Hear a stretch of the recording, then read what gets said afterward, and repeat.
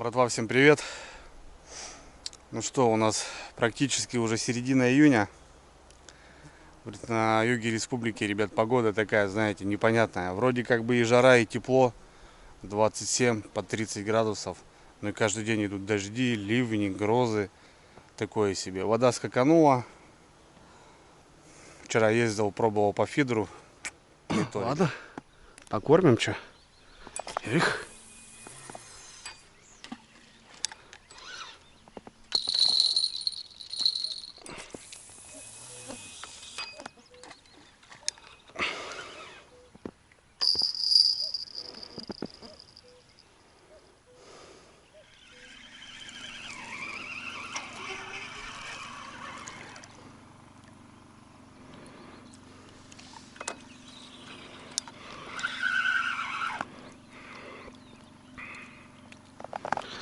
Все хорошо, но, блин, трава просто не дает рыбачить.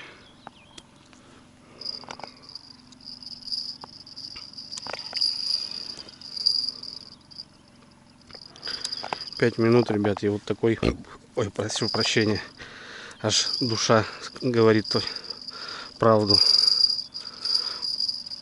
Такая хрень. Какой-то хрен фидер, блин. Гребаные дожди.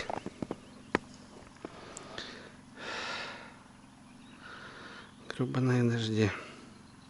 В общем, катался, менял места, ну, месту рознь, ребят, даже не дело вместе, потому что, ну, фидер это прикормка, это рыбку приманиваешь ты, не она тебя ищет, а ты ее ищешь, да, как бы приманиваешь. Но вот эта трава, ребят, вот этот пух, который липнул на шнур, ну просто вообще не дает. Просто 5 минут и у тебя полный фидер. Самое что интересно, ты даже не можешь домотать, вымотать полностью, потому что кончики, колечки очень тоненькие, и трава вот эта просто забивается, и тебе приходится вручную доставать кормушку. Короче, намаялся, накатался, плюнул, психанул, уехал. А сегодня, ребят, с утра пораньше решил приехать в лес по разведку, по грибы. Соседи, Кировская область, смотрю, первый выход вышел, красноголовики. Ну и обычно у нас в это время тоже выходят, так как идут дожди, ребят, очень тепло и ночью. Земля теплая и насыщена кислородом, влажная. То бишь, сегодня-завтра они пойдут 100%. Ну, приехал, погулял, ребят, ни одного грибочка пока еще не пахнет. Прокатился на разведку, ребят, жара, время 7 утра, пока градусов 15-18. Через 2 часа будет невыносимо, вот с утра, думаю, выскочу. Ну, короче, прогулялся, ребят. Зашел сначала на бор, потом заехал на поля. Ну, там такие точки, ребят, если гриб есть, то только в этом месте, и он 100% будет. Сразу было понятно, что уже смысла нету куда-то лазить и так далее. Вот. Ну, разговор завел, ребят, не только об этом, то что тут пока у нас такой безик и с рыбалкой, и с грибалкой. Все только начинается, ребят, все впереди. Хотел немножко показать своего помощника. 1000 раз уже говорил, люди пишут, каждый год пишут, как я начинаю на нем ездить. Да, это мой помощник, ребят, очень меня выручает. И добраться до рыбалки, и именно вот эта лесная стихия, ребят, грибы, ягоды, вот это прям для него. Но я объясняю, что уже нету его в производстве, нету, не делают. Покажи колеса, покажи, что, как происходит. Не знаю, может, самодельщики просят, конечно, но объясняю. Нет. Я говорю, есть старые ролики, когда я его приобретал, когда я его привозил, когда мы его там подшаманили. Я говорю, есть ролики, поищите на канале. Ну, людям, походу, лень.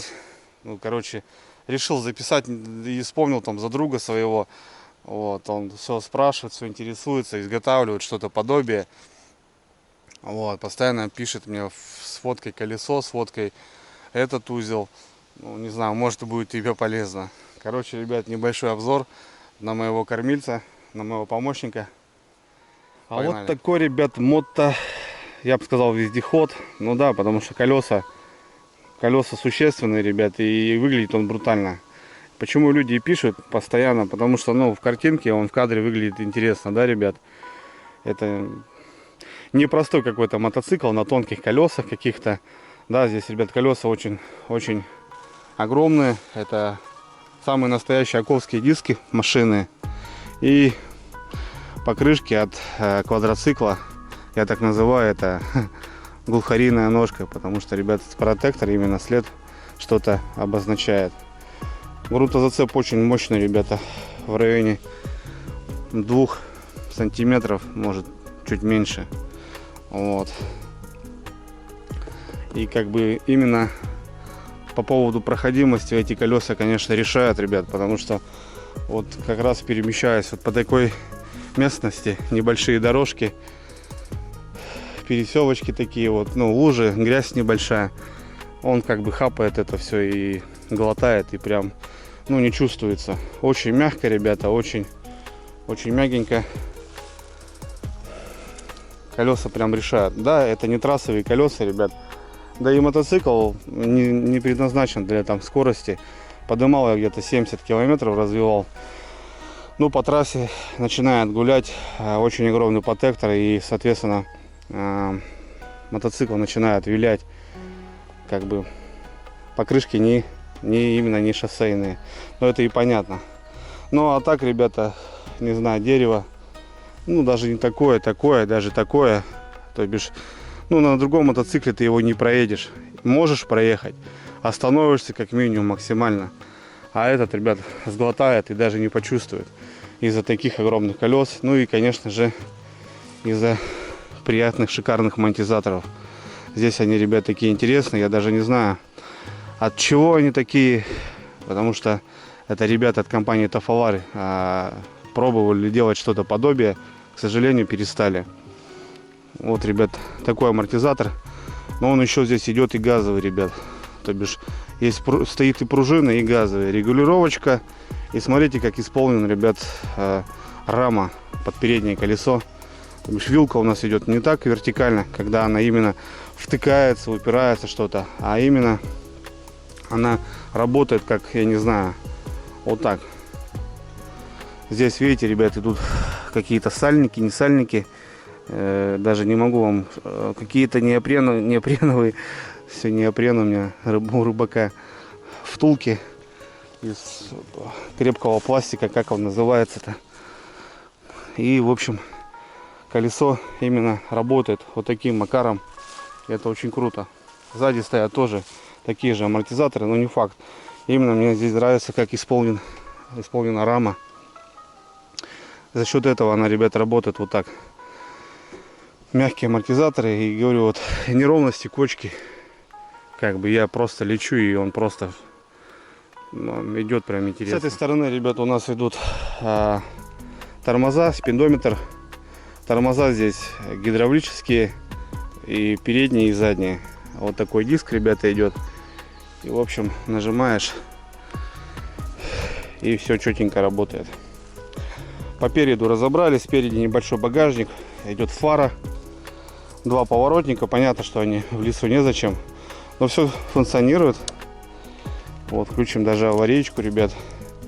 Все работает как 2G2 4. Стояли задние, но я когда-то перевернулся, и мне они слетели, я их убрал. На проводку не смотрите, ребят, здесь мотоцикл не новый, мне достался. Мы его тут шаманили, перебирали, его полностью, так сказать, хорошо помяли на соревнованиях. Вот. Довели так до ума. Ну, понятно, колхозно, но как бы ни было. Все вроде как работает. Фара интересная тоже. Вот. Вот такая, ребят, фарка. Это передний, так скажем, и габариты. Здесь выведена кнопочка на дальний. В общем, горит вся диодка. Еще горел круг. Почему-то перегорел. Но здесь, говорю, досталось ему. Переходим сюда, ребят. Руль, панелька. Вот. Электронная, причем стоит нейтралочка, ребят. И 4 скорости у нас. Тормоза передние, тормоза задние. Да, ребят, вы скажете, а где сцепление? Нет, ребят, сцепления на этом мотобайке нету. В чем он и мне нравится. Потому что для леса, ребят, вот именно вот это прям круто. Может тронуться со второй и не заглохнуть на 4-й, если ты остановишься. Это очень прям, ребят, приятно. Панелечка, здесь поворотники, вот, стоп-двигатель, и говорю, задние тормоза, передние, ну и, естественно, газ. Вывели мы в этот раз уже стартер вот сюда, потому что прошлый двигатель, ребята, у меня, к сожалению, накрылся. Даже не в двигателе дело, а в валу. Вал обломило, и в этом году мы поставили новый двигатель 125 кубов альфа. Заколхозили, подошел, все четко, все отлично. Здесь бак 7 литров. Ну, говорю, ребят, это как самоделка считается, понимаете. И здесь прям каких-то таких ровных углов нету. Хотя ребята с Тафалара сделали, в принципе, по уму. Вот. Так и говорю, что у меня в этом году новый двигатель. На прошлом у меня стартера не было. Сейчас стартер у меня появился. Вывели кнопочку. И, соответственно, теперь заводить, ребята, одно удовольствие. Не надо тыкать, дергать. Почему, ребят, полунезависимая такая, да? Не полунезависимая, не автомат, конечно, полуавтомат. Вот, первая скорость, вторая, вот здесь, ребят, видно, третья, четвертая. Видите, он стоит, никуда ничего я не нажимаю. Опять нейтраль, первая, вторая, третья, четвертая. Соответственно, назад третья, вторая, первая, нейтраль. Ну, для леса не скажите, что как удобно, ребята. Не надо вот это всего отпускать, там, выжимать. Соответственно, первый нажал, ребят, он стоит. Но если я нажимаю, он поехал. Также и нейтраль. Очень круто, очень все удобно. Так, ребят, немножко ковыркаю я, потому что не обзорчик. Называю своими именами. Ну, как что-то в голову придет. Так что, ребят, как-то так. Ладно. По передку, ребят, пробежались. Также и сказал, что 25 кубов со стартером, ребята. Вот такой бак. 7 литров, как я и сказал.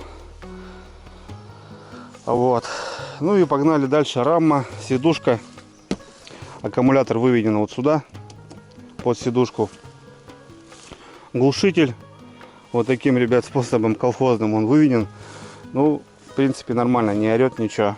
Заднее колесо. Тормоза, которые не работают. Вот. И у меня здесь такая специальная рама, ребят. Выведен фаркоп. А я вожу еще прицеп. В чем этот помощник-то меня и выручает. Понятное дело, что здесь, ну, что ты с рюкзаком поедешь. Все. А у меня здесь огромный прицеп с вазовскими колесами на 14 градусах. Корыто, ну, как волокуши снегоходные. И там я вожу, ребят, весь инвентарь на рыбалку. За грибами ездим, очень круто. Это именно доп. Функция так для меня. Что вот именно он мне так нравится. Это большой плюс, что коробка передач, ребят, полуавтомат. И у меня прицеп, куда я могу положить вещи. Здесь стоит стоп. Кстати, работает. Все функционирует. Стоит здесь сидушка, видите, одноместная, ребят. Есть, конечно, и на 1,5, и 2. В данной модельке стоит одноместная. И здесь экспедиционная канистра, так просто. А так, в принципе, вот еще как бы место под багажник, под корзину какую-нибудь. Или под человека. В этом году колхозили немножко. Двигатель немножко не подходил. Пришлось карбюратор, ребята, там бак немножко прорезать. Это занимался Владимирович. Вот, выводили сюда именно подножку, потому что на этом двигатель появился уже генератор. Ну, что-то как-то типа так, ребят, сделано.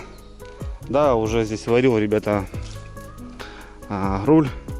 Вот этого треугольника не было. Мы варили, потому что у меня сразу он поломался. Варили где-то там, варили. Что-то еще где-то варили. Вот, и варили пытались заварить вот эту подножку, потому что вот этот вал обломило. Но вал, ребят, мы не нашли, искали везде. И на Озоне, и на Валбересе, их просто 1000 штук. А какой взять? Маркировки нету.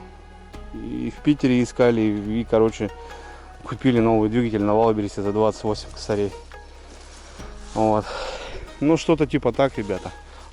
Забыл сказать, что здесь охлаждение, ребят, непростое. Здесь стоит радиатор масляный. Вот стоит радик. И вот система, ребят, работает. В общем, не все так просто. Самое интересное, что закипятить-то его не так уж и сложно. Точнее, его, скорее всего, даже не получится. Получится, но тяжело. Потому что вот именно как раз, ребята, стоят шланги и масляное охлаждение. Ну, как-то так, такой пошарканный, колхозный. Ну, ребят, очень мне нравится, я на нем гоняю. Именно для леса, для природы, для охоты. Прям круто. Не знаю, самодельщикам, может, кому что, как. Ну вот, в таком исполнении, ребят. Задняя звездочка, передняя. Ну, в принципе, тут больше-то ничего нету. Самое интересное, что вот движок, колеса, прицеп, полуавтомат и охлажденька, ребят, это масло. И, блин, ну это что ни на есть, прям четкий аппарат. Ну, в общем, как-то так, ребят, накидал, так знаете, своими словами. Понятно, что тут не грамотно, не как оно есть, как оно правильно называется. Но я думаю, вы меня поняли, кому это интересно именно. То вот, как-то оно так. Ладно, братва, поеду домой. В лесу делать пока нечего. Увидимся в лесу или на рыбалке. Где-нибудь, ребята, увидимся. Все, я погнал.